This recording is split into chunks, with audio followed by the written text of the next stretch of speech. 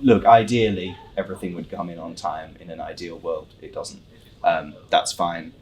A few days, generally speaking, is no problem at all. The other thing I would always advise, if it's going to be significantly late, first off, speak to us beforehand. We don't have a policy of granting formal extensions, so we don't do a thing where you say, okay, you can have another 2 weeks. Your deadline is now, it was the 14th, it's now the 28th.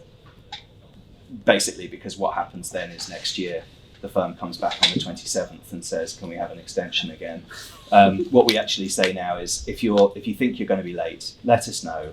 Try to get the list of referees in on time, or as close to on time as you can, and then the submission document, send that in later. Generally speaking, if you think it's going to be late, try to get the list of references in on time. That usually takes less time to complete anyway. So try to get that in first. The submission can usually follow later. Yeah, perfect. So there's a bit of wiggle room, but not much.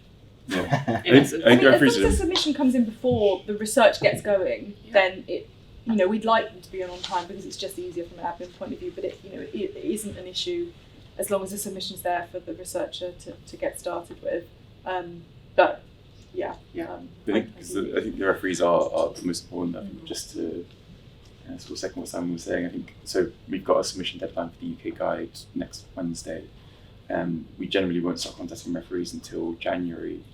However, in the interim, our data team has to go through those referees, match them, make sure that they are properly on our database. That if we've spoken to someone in the past, that's properly matched up, so we know the sort of history of speaking to them. That they've spoken about various firms in the past who they're talking about this year.